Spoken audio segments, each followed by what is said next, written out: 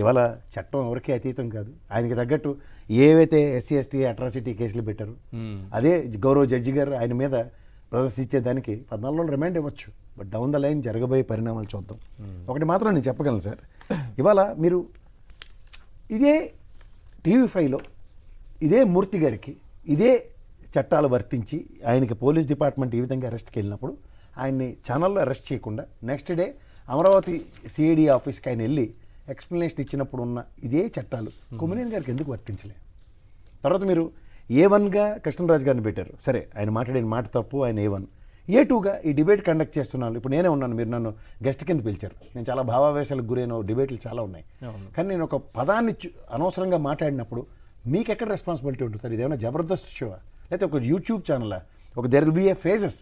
ఏది యూట్యూబ్లో అనుకోండి, నేను మాడినప్పుడు ఆ మోడరేటర్ సార్ ఇది తప్పు మాడారు, మనం ఇది కట్ చేసి వేద్దామని, లేకపోతే నెక్స్ట్ ఎడిటర్ మన ఛానల్ పాలసీ కాదు కదా సార్ మేనేజ్మెంట్తో నేను మాడాలని, మేనేజ్మెంట్ ఎడిటర్ డెసిషన్ తీసుకుని ఆ పదాన్ని కట్ చేయడం, ఇవన్నీ జరిగేవి.